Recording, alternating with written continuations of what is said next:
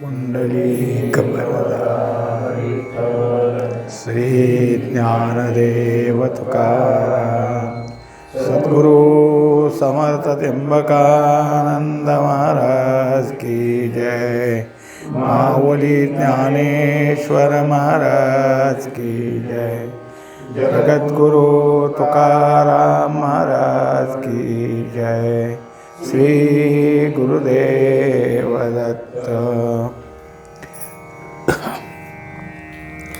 अनुसंधान।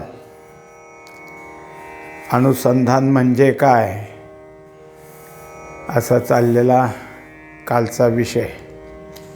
त्याच्यात अनुसंधान याची नेमकी व्याख्या काय, कसा अर्थ करावा या संबंधी आपण सगळं समजून घेतलं। आता त्यानंतर अनुसंधानात विधी कसा आहे याच्या संबंधी सांगणार आहेत। परमात्म्याने शरीर यंत्र तयार केले, त्यात कालमापनाची सोय करून ठेवली आहे। प्राणापान गतीने सदैव समेचे काल दाखवून देणारी योजना तयार करून ठेवली आहे। प्राणापानाच्या उद्भवलयात समेची खूण ठेवलेली असून प्रत्येक आवर्तनाला ही सम दाखवली जाते। जागृती स्वप्नामध्ये गवयास कल्पनेच्या ताना मारण्यास सवळ पुष्कळ असून प्राणापानाच्या समकालात संधीची सम साधण्याचे अनुसंधान ठेवले तर त्यास आनंद भोगता येणार आहे। ही संधी साधण्याचे संधान बाळगले पाहिजे। अनुसंधान हे सांगत असताना जसं काल एक उदाहरण झालं की गायनामध्ये सम आणि काल या दोन गोष्टी असतात। सम हे जे काही आहे त्या गायनातला संवादी आणि विसंवादी हा जो एक भाग असतो त्या संवादी भागावर सम येते आणि विसंवादी भागाच्या ठिकाणी काल येतो। तर हे गवयास माहीत असतं, पण समजून घेणाराला हे सम कुठं आहे काय आहे कळत नाही। जसं गाण्याचा ठेका, तो ठेका आणि वाजवण्याचा ठेका एक यावा आणि मग ते गाणं गोड लागतं हे सर्वांनाच कळतं। आता त्याच्यानंतर दुसरी एक गोष्ट अशी दाखवून दिली की शरीर हे जे काही परमात्म्याने आपल्याला दिलं आहे ते एक यंत्रच आहे। यंत्र जसं चालू झालं की चालूच राहतं, पण प्रत्येक यंत्राला चालू करावं लागतं, बंद करावं लागतं। शरीर यंत्र एकदा परमात्म्याने चालू केलं की ते चालू राहतं आणि जेव्हा बंद होतं तेव्हा आपलं शरीर सुटतं। म्हणून ते शरीर यंत्र कायमचं चालू आहे। त्याच्यामध्ये सुद्धा सम आणि काल हे जसं गायनातलं आहे तसं इथं हुडकायला सांगितलं। जसं प्राण घेणं आणि प्राण सोडणं म्हणजेच श्वास घेणं आणि श्वास सोडणं हे जे काय आपल्या ठिकाणी दाखवून दिलेले आहेत हे अगदी समानतेनं चालणारे आहेत।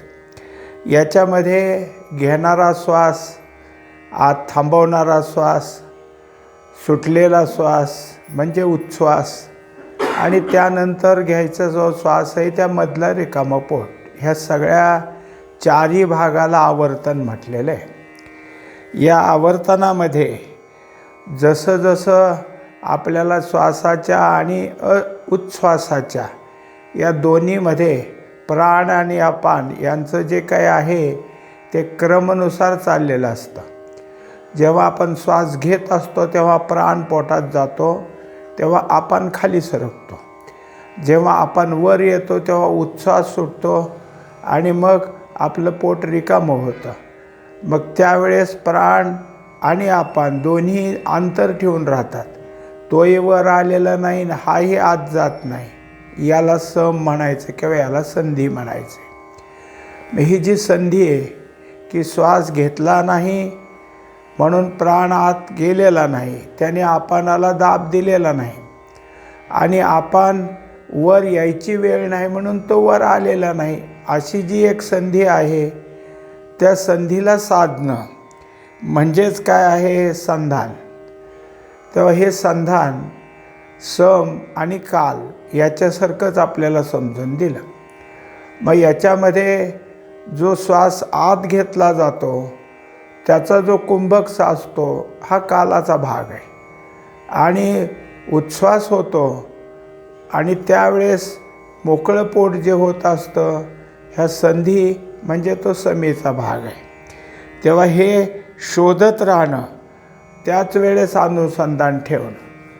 तेव्हा आपल्या रेचकाच्या कुंभकात जितकं आपलं अनुसंधान टिकलं जाईल तितका आपला फायदा होईल. मग दुसरा जो काही कालाचा भाग आहे त्या संधीला काही बघायचंच नाही का, म्हणजे तिथंही पाहायचं, कालातही शोध घ्यायचा आणि जो काही समेचा भाग आहे म्हणजे रेचकाचं कुंभक आहे त्यातही पाहायचं. आता त्याच्यामध्ये काय झालं की दोन्ही गोष्टी पाहत असताना जो कोणी यातला साधक आहे तो अतिशय लक्षपूर्वक म्हणजे सावधतेनं पाहिल. हे उदाहरण देण्याकरता गायनातल्या गायकाचं उदाहरण दिलं आहे. गायनातला गायक आपल्या ताना मूर्छा त्याच्यानंतर त्याचे जे असणारे काय आहे खटके वगैरे फिरवत त्याच ठिकाणाला त्याला येता आलं पाहिजे. नाही तर त्याचं जर काही मागं पुढं झालं तरी कळत नसणाऱ्या माणसाला सुद्धा वाटतं की काहीतरी चुकलंच आहे. तसं होऊ नये म्हणून तो सावध असतो आणि तेवढ्याच एक काय आहे आलाप घेणं किंवा ताना घेणं हे तेवढ्या मात्रेत घेणं हे त्याला शिकावं लागतं. तसं याच्यामधली ही गोष्ट लक्षपूर्वक पाहावी, संधीचा फायदा करून घ्यावा, हे सुद्धा साधकाला शिकावं लागतं. कल्पनेच्या समेच्या जागा निराळ्या आणि ईश्वर प्रणित समेच्या जागा वेगळी. अगोदर ही सम श्री सद्गुरु संगतीतून पूर्ण परिचयाची झाल्या वाचून साधकाला संधान धरता येणार नाही. आता ह्याच्यात दोन गोष्टी दाखवल्या. एक काय आहे की जो कोणी कल्पना करत असतो तेव्हा कल्पना येत असते. कल्पना आपल्या ठिकाणी कधी आहे तर जेव्हा साधनाचं काल असतो, ध्यान काल असतो किंवा नामस्मरणाचा काल असतो तेव्हा कल्पना येतात. एक कल्पना संपून दुसरी कल्पना उभी राहण्याच्यामध्ये जो काही भाग असतो त्याला सम किंवा त्याला मधली संधी असं म्हटलेलं आहे. हे आपण पाहू शकतो. आता दिवसभरात आपण काय काम करणार आहे ही एक कल्पनाच असते, पण ती कल्पना आपलं काम जोपर्यंत चालू आहे तोपर्यंत राहतेच. मग एक काम संपून दुसरं काम जागं होण्यापर्यंत मधला संधी असतो तो थोडाच असतो, कारण माणूस कधी रिकामा बसतच नाही, काही ना काहीतरी त्याचं चाललेलंच असतं. पण एक कर्म आपल्या ठिकाणी उभा राहून ते संपून दुसरं कर्म उभा राहण्याच्या अगोदर जो मधला भाग असतो त्यालाही संधी म्हणायचं.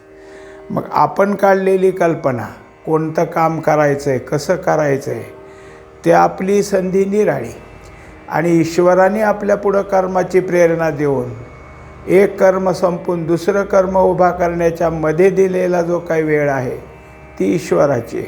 म्हणून आपल्याही कल्पनेतल्या निराळ्या आणि ईश्वराने दिलेल्या निराळ्या या दोन्ही संधीच आहेत. या दोन्ही संधी शोधणं गरजेचं असतं. एक कल्पनेचा भाग संपला की दुसरा उभा करण्याच्या मध्ये संधी ती आपल्याला शोधता आली पाहिजे. एक कर्म आपल्या ठिकाणी जागं झालं आणि दुसरं होण्याच्या अगोदर मधला जो काल आहे तोही आपल्याला शोधता आला पाहिजे. पण ही गोष्ट सहजासहजी नाही, कारण मनुष्य इतका तादात्म्य झालेला असतो की कल्पनेचा ओघ संपून गेला तरी त्याच्या ठिकाणी तेच असतं. जसं एखादा मनुष्य टी व्हीवर काही पाहत असेल आणि तो कार्यक्रम संपला तरी थोडा वेळ त्याच्या ठिकाणी त्याच कार्यक्रमाचा विचार राहतो, ते टिकतं. जसं पाणी आटून गेल्यावर ओल मागं असते तसं सिनेमा संपला तरी सिनेमाचा विचार थोडे राहतेत, तशी एक कल्पना संपली तरी त्या कल्पनेच्याच विचारात आपण असतो, तोपर्यंत दुसरी येते. मग संधी कुठं शोधायची हेच कळत नाही. म्हणून सांगितलं की सद्गुरू संगतीत या गोष्टी तुमच्या ठिकाणी परिचयाच्या झाल्या पाहिजेत. सद्गुरू तुम्हाला ह्यातल्या गोष्टी समजून सांगतील, ते महत्त्वाचं आहे. आपण शोधायचं म्हणलं तरी कधी आली, कधी कुठं एक कल्पना शिरली, दुसरी कधी आली ते कळतच नसतं. जसे धनुर्विद्येत शराचे संधान साधणे हाच मुख्य धनुर्विद्येचा आत्मा आहे. उभा राहिलेल्या सावजाने शरसंधान थोडे सोपे असून धावत्या सावजाला धावता वेग व शरसंधान याचा मेळ बसेल तेव्हाच सावज व शर हे एकमेकात येतील. धावत्या सावजाच्या शरसंधानाच्या अभ्यासापूर्वी स्थिर सावजाचे शरसंधान सोपे असून त्यात प्रवीण झाल्या वाचून पुढील प्रगती होणार नाही. त्याप्रमाणे प्राणापान गतीतील संधी साधणे हे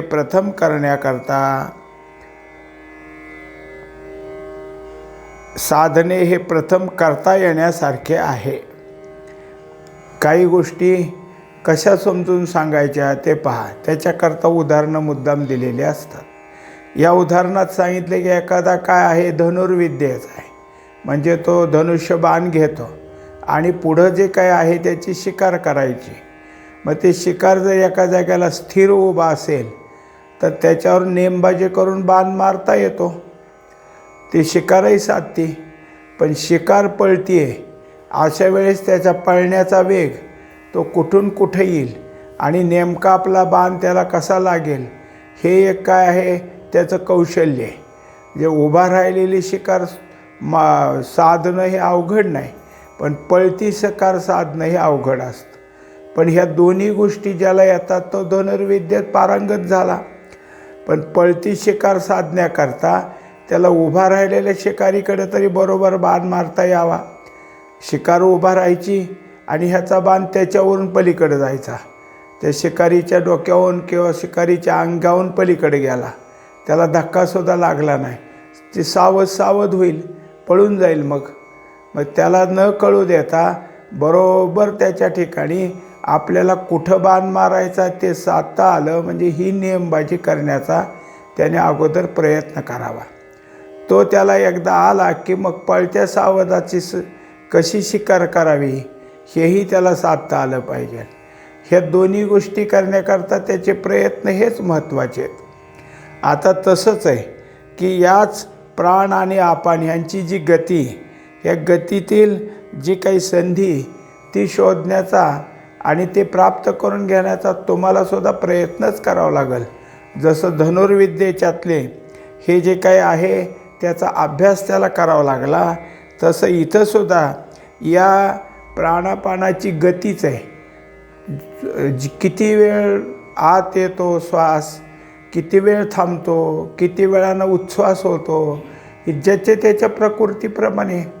कोणाच्या प्रकृतीचे श्वासोश्वास चालण्यामध्ये कमी जास्तीपणा थोडाफार असतोच.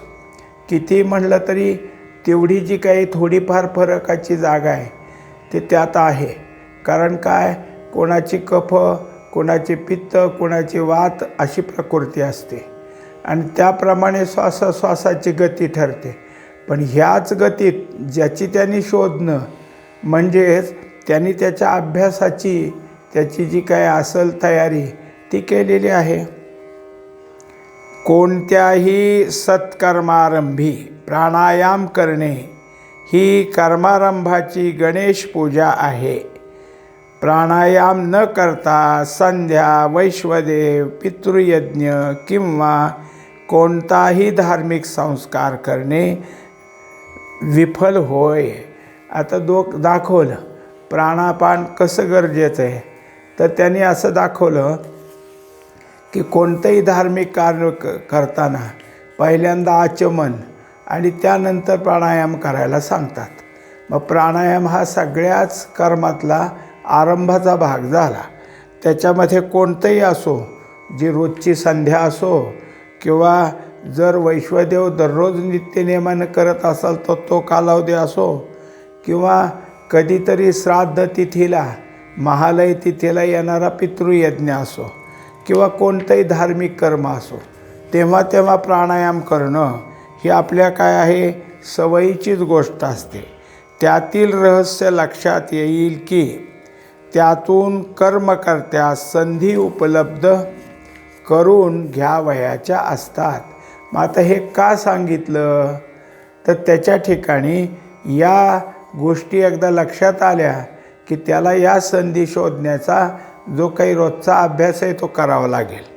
त्याचं जे कर्म आहे ते कर्म यथास्थित पूर्ण होण्याकरता कर्मामधली संधी शोधणं हे याच्याहून त्याला सूचित केलेलं आहे.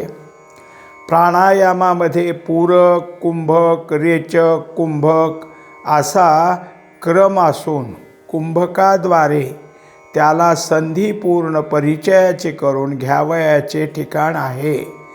त्याने तेवढ्याच प्राणायामाच्या 2 किंवा 3 आवृत्त्या केल्या म्हणजे त्याला काही करणेच राहिले नाही असे नसून त्याच्या सत्कर्माची ती नुसती नांदी झाली. त्या सत्कर्मामध्ये प्रत्येकाला संधिकाल साधला तरच ते सत्कर्म या नावाला प्राप्त होईल. ते सत्कर्म पारमार्थिक फल देण्यास समर्थ असते. यावरून प्रत्येक संधिकाल साधण्यात त्या संधीचे अनुसंधान राखणे जरूर आहे. जेव्हा जेव्हा कुठलाही सत्कर्माचा, धार्मिक कर्माचा जो भाग असतो त्यात प्राणायाम असतोच. आता दुसरी गोष्ट अशी की या दिलेल्या मुद्द्यावरून आपण एक असा विचार करायचा की आपलं नित्याचं काही काम असतं, बाहेर जायचं, काहीतरी करायचं आहे, कुठलं तरी काहीतरी व्यवहार आहे, कुठलं आणखीन काही तुमच्या रोजच्या नोकरीचं, उद्योगाचं, व्यापाराचं, शेतीचं काही काम आहेत. इथं मनुष्य त्या कर्म करत असताना आपल्या प्राणापानाकडं म्हणजे प्राणायामाकडं लक्ष देतो असं नाही, कारण त्याला त्या कर्मामध्येच त्याचं सगळं लक्ष गुंतलेलं असतं. पण हे सत्कर्म करताना मात्र तो शांत वृत्तीनं बसलेला असतो. त्यामुळं त्याला त्या ठिकाणी होत असलेला प्राणायाम जे सांगितलं गेलं आहे त्याच्यात संधी जर त्यांनी शोधली, कारण नुसतं एकदा प्राणायाम करा असं नाही, ते एकदा करा, 2दा करा, 3दा करा असं त्यातले क्रम दिले तर त्याच्यात आपला मधला जो काही आहे की वर सांगितलेला क्रम पूरक, कुंभक, रेचक, कुंभक त्याच्यामध्ये आपलं लक्ष व्यवस्थित जाईल. म्हणजेच आपल्याला या सत्कर्माच्या वेळी संधी पाहण्याची एक सवय लागेल आणि ते पाहिलं तर ते सत्कर्म फलदायी ठरेल. तुमच्या ठिकाणी त्या कर्मापासून जे कर्म केलं असता ते सामर्थ्य निर्माण होणार आहे ते होईल. मुळात प्राणायामानं त्या सामर्थ्याकडे लक्ष दिलं. आता दुसरी गोष्ट अशी की जे आपण काम करणार आहोत ते काम एकाग्र बुद्धीने करायचं आहे. हे कधी होईल तर प्राणाची गती समान चालत असेल, जेवढा येतो थांबवतो, सोडताना त्याच गतीने सोडतो, पुन्हा थांबव, हे जर क्रम राहिला तर तो स्थिर झाला. मनुष्याला कोणती गोष्ट स्थिरतेनंच विचार करता येतो. शांत झाला, स्थिर झाला तर त्याचं कामही चांगलं होईल, विचारही चांगला होईल. म्हणून प्राणायाम आहे. प्राणायामाचे क्रम व्यवस्थित झाले की तो स्थिर झाला आणि स्थिर वृत्तीनं जे कर्म करायचे ते कर्म व्यवस्थित झालं. कर्म करण्यामध्ये प्राणायाम झाला नाही तर कशाचं काय कोणाला होईल.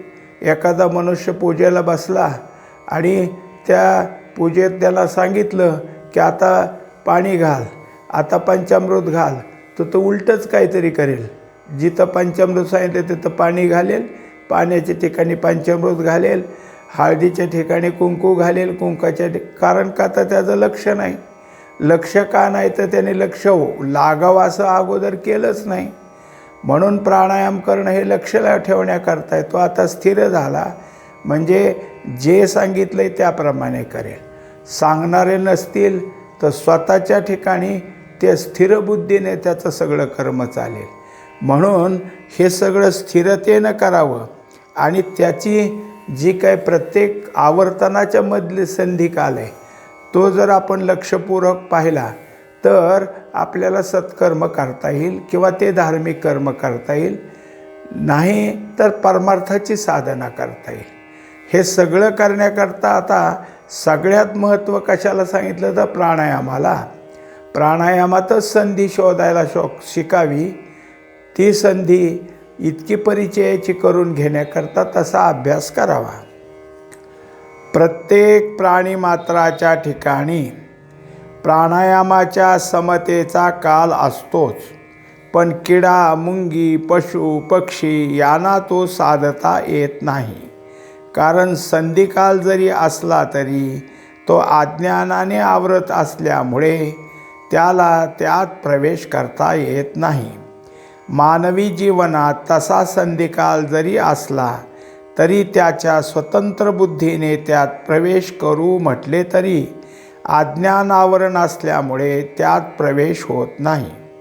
त्यामुळे त्याने स्वप्रयत्नाने प्रवेश करू म्हटले तरी तो शून्यातच जाऊन येईल, म्हणजे संधी साधता येणार नाही. संधीतील समचरणाची खूण संत कृपेने कळल्या वाचून, म्हणजेच त्यावरील अज्ञानावरण दूर झाल्या वाचून त्यात प्रवेश होणार नाही. त्याप्रमाणे त्याचे अज्ञानावरण दूर करून संधिकाळातील परमात्म स्वरूप परिचय करून दिले तरी प्रत्येक संधी साधणे हे अनुसंधानाचे काम आहे. आता त्याच्यात एक झालं की जसं हे सगळ्या गोष्टी तुम्हा आम्हाला दिल्यात, कारण प्राण आणि आपण ह्यांची जी गती आहे ह्या गतीवर सगळ्याच गोष्टी आपल्या चालल्यात. म्हणजे नुसतं जीवनच चालतं असं नाही, तर त्या जीवनात असणाऱ्या कोणत्याही क्रिया, अर्थात आपण जे काय आहे जेवण घेतो दररोजचं, त्या जेवणाचं पचन करण्याचं कामसुद्धा ह्या प्राणापानाचंच आहे. म्हणजे याच्यातूनच सगळं प्राणापाने समे कृत्वा हे सगळं चालत असतं. म्हणजेच हे सगळ्या गोष्टी गरजेच्यात. पण आता थोडासा असा एक विचार याच्यात आला, खुलासा आपल्याला झाला की इतर प्राण्याच्या ठिकाणी हे नाही का, ते नाहीत का श्वासोश्वास घेत. मग त्याचा तपशील पाहिला आपण, किडा, मुंगी, पशु, पक्षी सगळ्यालाच तेच आहे, सगळे श्वास घेतात सोडतात. पण यांच्या ठिकाणी इतकं अज्ञान आवरण आहे की ह्याच्यात संधी असते हे त्यांना कळतच नाही. त्यांच्या ठिकाणी त्या अज्ञान आवरणामुळे संधी शोधता येत नाही. आता हे जसं झालं तसं मनुष्य जीव आहे, पण त्यालाही जर का ह्यातलं काही माहीत नसेल तर त्याच्या ठिकाणी अज्ञान आवरण आहेच. त्यालाही सगळ्या गोष्टी यांच्यासारखे जरी झाल्या तरी पशुपक्षात आणि ह्याच्यात कुठं काय फरक झाला, त्यालाही शोधता यावी हे माहीतही नाही आणि विचारही करत नाही.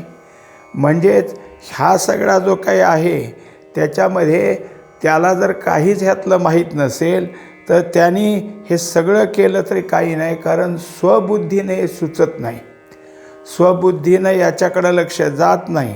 म्हणून स्वप्रयत्नानं ह्याच्यात काहीच करणार नाही आणि करायला गेला तर त्याला शून्यच वाटेल. तिथं संधी आणि काही आहे असं काही कळणार नाही. म्हणून या संधीला, या समभागाला पाहण्याकरता संत कृपेची गरज असते.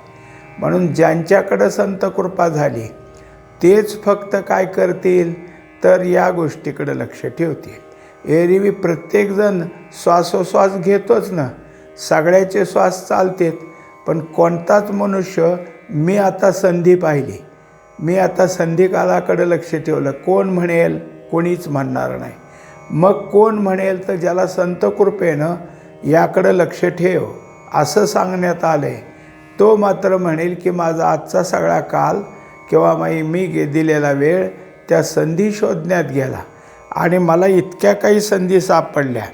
आता त्या संधी घेण्यानं सुरुवातीला काय केलं तर जो कोणी संत कृपेनं प्राणायामातली संधी शोधतो त्याने अज्ञानावरून दूर केलं. म्हणजे तेवढ्या काळात त्याचं अज्ञानावरून दूर झालं. अज्ञानावरून दूर झाल्याशिवाय काय, जसं आकाशात चंद्र आहे पण ढगही येतात जातात, मग जेव्हा एक ढग येऊन दुसरा ढग येण्याच्या मध्ये निरभ्र आकाश असेल तरच आपल्याला चंद्र दिसेल का नाही? नाही तर दुसरा ढग आला की चंद्र झाकला जाईल. मग दुसरा ढग येण्याच्या अगोदर निरभ्र आकाश कधी येतं आहे ह्याच्याकडं आपलं लक्ष ठेवावं लागेल. आणि मग ते निरभ्र झाले की चंद्र दिसला, तोपर्यंत दुसरा ढग आला. आता परतचा ढग, हा आलेला ढग निघून जाऊन दुसरा ढग येण्याच्या अगोदर मोकळं आकाश, निरभ्र आकाश कधी होईल? मग चंद्र दिसेल. असं लक्ष ठेवलं तर आपल्याला चंद्रदर्शन 2 ढगाच्या मध्ये होतं.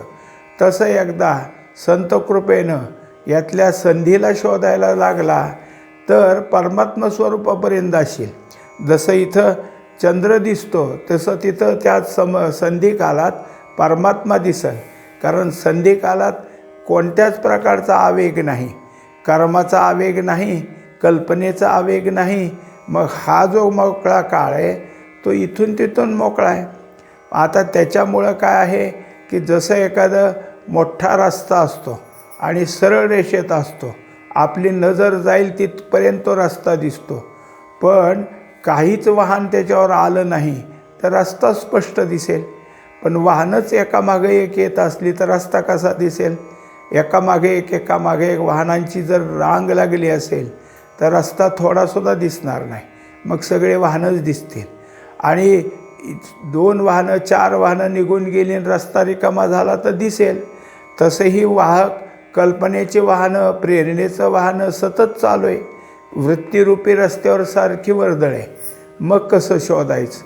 म्हणून याच कालात जिथं आपण काय आहे साधनेला बसतो तेव्हा ही रहदारी कमी करणं आणि तिथली वाट रिकामी करून आपण तिकडं लक्ष ठेवणं, हे यातलं काय आहे युक्तीचं काम आहे. आणि ह्या युक्ती संत महात्म्याशिवाय कोण शिकवतील? या युक्ती शिकवण्याकरता संताची गरज असते. म्हणून ज्याला कोणाला अनुसंधान या शब्दाचा अर्थ आणि या शब्दाचा उपयोग करून घ्यायचा आहे त्याने पहिलं श्रीगुरूची किंवा संत कृपेची गरज आहे ती पूर्ण केली पाहिजे. मग हा अभ्यास करायला त्याला सहजता येईल आणि मग त्याचा अनुसंधान म्हणजे आता कशाला संधान लावायचं हे कळायला लागेल. तिथून त्याचं अनुसंधान चालू राहील. पुंडलिक वरदारी विठ्ठल श्री ज्ञानदेव तुकाराम सद्गुरु समर्थ त्र्यंबकानंद महाराज की जय. माऊली ज्ञानेश्वर महाराज की जय. जगद्गुरु तुकाराम महाराज की जय. श्री गुरुदेव दत्त.